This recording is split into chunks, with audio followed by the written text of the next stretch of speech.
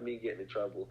Janine, who plays my mother, I work with her, and what you see on camera is like kind of how we really are. Like, you get what I mean? So that was really fun, you know, because in real life she's really like real motherly to me. You get what I mean? Right. And Val, who plays the character Bree, she's a friend of mine.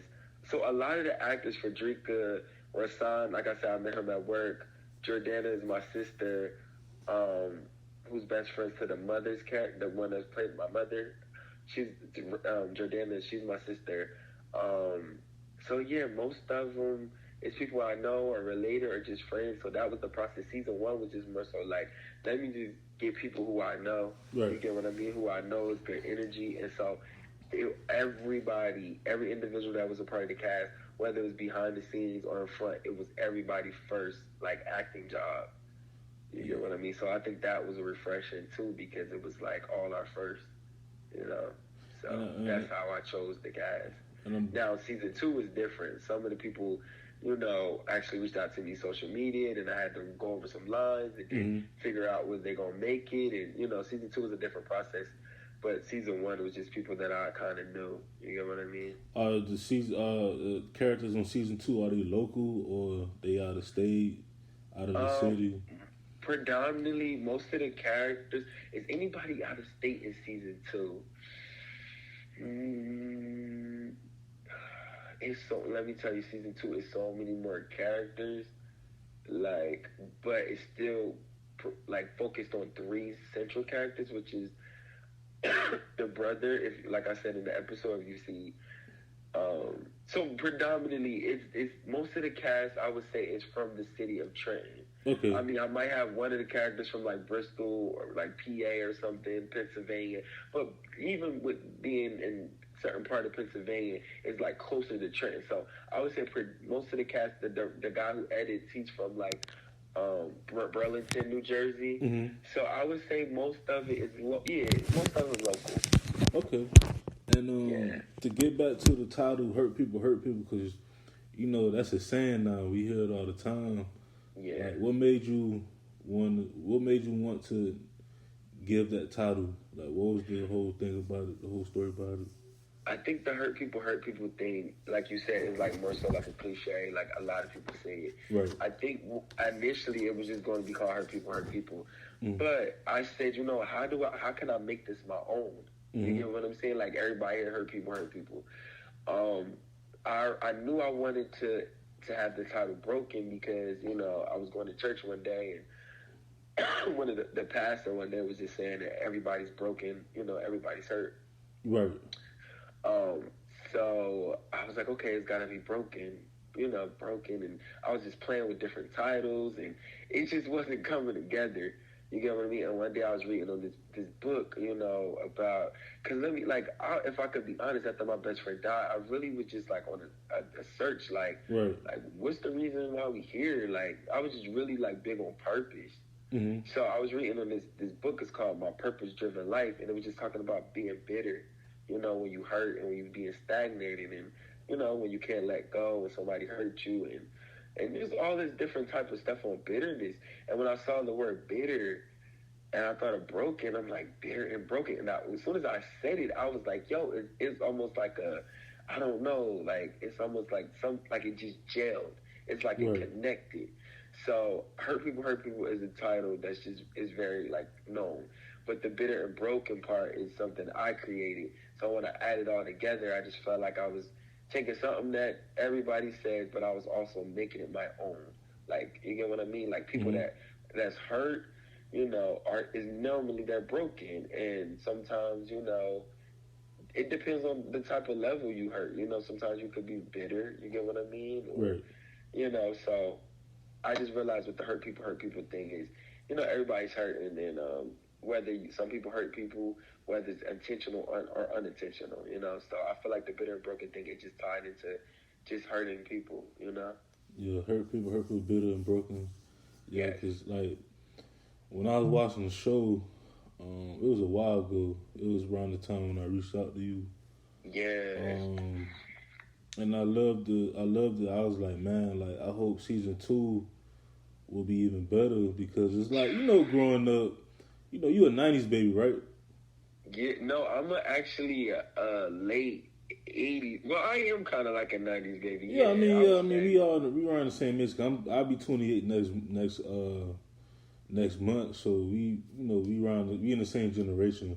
But Yeah, you know, growing up, having our grandmas and stuff, like they used to watch like the soap operas around 1, 2 o'clock, you know, in the afternoon, and like, you know, when I was watching the show, I was like, it's really like a soap opera, but for like our generation, you know. oh, that's what's up. Different things that we could, you know, relate to, especially for, you know, for our generation. Because I always felt that, you know, for us as millennials, you know, we need to have certain things that we can relate to, especially Absolutely. when it comes to shows and stuff. And I know it's a lot of series on YouTube and things of that nature. Like my wife, she always try to put me on. I told her, like, when I find something and I like it, like, I'm gonna stick to that, you know. Yeah. And like, it's just amazing, like how, like, yeah, you know, it was the first season and stuff, and everything, you know, wasn't perfect, but to me it was perfect because it was like, Thank you. I can relate to that. You know what I'm saying? Yeah. I know people who had drinking problems and, you know, that's procrastinating. I know people, you know, cousins and having homeboys and homegirls who going through relationship problems, or who got jumped in school, or who got, you know, shot or whatever. Like everything just reminded me of like living down here in Miami. You know what I'm saying? Like it was just I loved it. So Thank you. I appreciate it. You feel me? I think one thing I can say, I feel like everybody's kind of connected. mm-hmm. You get what I mean? So I feel like if I wasn't, I just feel like you could meet somebody and you feel like one thing can happen and another thing can happen. Meaning, you know, when I met the lady who's playing my mother, when we started working together, I had no idea years later she would be playing my mother on a series. Right. So if I didn't do anything with my best friend passing, if I would have just been like, you know, I'm going to just, you feel me, be destructive, this nothing positive never came out of it. Right. So by me doing what I did, it created an opportunity for all these different actors, and then for other people, you know, from people that I might not never meet, you know, when they inbox me and say stuff like, yo, thank you, and it touches me in a way where I'm so grateful. You get what I mean? Because I'm just grateful that I did it. I'm grateful that I did what I knew I should have been doing a long time ago. You get what I mean? So it's a blessing. Like even you saying something about the soap opera thing. That's the first time I heard it. Mm-hmm. It was just important for me to do something with you know, a little bit more conscious driven. Right. You know, I wanted people to heal. I wanted people to address their hurt.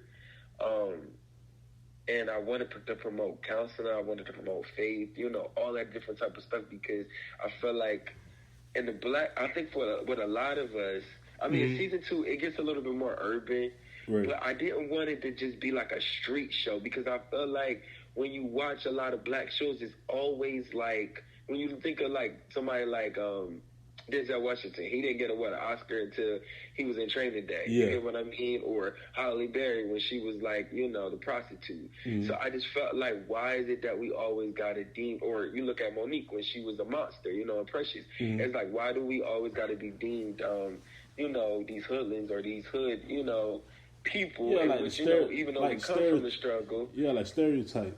Like they stereotype. Yeah, so I wanted to show us from a different angle. Like, yeah, I'm an alcoholic, but well, not in real life, of course, but yeah, I play an alcoholic, but he's in pain though. Like even when he's laughing and making jokes and stuff, like he's hurting. You get what I'm saying? Like, so I wanted to expose that, or the young kid who's trying to, you know, be a people's pleaser. I can say I could relate to that part, just as far as I'm a natural person. Like, I want everybody to be happy. So I really love that part, you know, where, you know, he's kind of torn. Like, yo, I want to please my girl, but at the same time, I want to please my dad. And, you know, so you know, the person that want to make everybody happy, but they're not always happy. And then with the other girl who just been in her system, you know, been in the system her whole life, so she make irrational decisions because she's just surviving. You know what I mean? So I think one moment where you're upset with her, oh, she slept with her best friend boyfriend, and then the next episode you feel bad for her, like, dang, she ain't got nobody. I don't agree with what she did, but now I can understand why she might have did it. Yeah, because I was you get what I mean? Yeah, because when that happened, I was like, man, I was about to throw my phone. I'm like, damn, like she. Well, what we say down here, we say flaw when somebody do something. So, she flawed. Okay. Yeah, she flaws and whatever, but yeah, it's amazing. Now let's get to season 2. Now I don't want you to say too much, but how do you feel about season 2 overall? Like, what you expect? I feel overall, I would say season 2 took almost 2 years as well. When we was done finishing, when season 1 was airing, we started recording February of 2018, and we just got finished maybe September of this year. Right. So what happened was with season 2, I would say interesting was maybe towards July. I think the last episode aired in July, and I was done with season 2. Like, it was written. Like, what I do is normally, and I think a lot of writers don't, I like to multitask. So if I'm in season 1, I'm writing season 2. But I realize with some people that some writers, they might just give 100% in the season. Like, focus on season 1, do the promotion, do everything in season 1. Me, I like to be a little bit of ahead. You get what I mean? So while I was doing season 2, I was writing season 3, which is a lot when you trying to do everything. But I'm like, listen, if I could do it, I could do it. So when season 1 was completely done and it was, streaming on YouTube, I had finished writing season 2. So I'm like, all right, I started sending emails out, and I was just like, all right, this is gonna be good.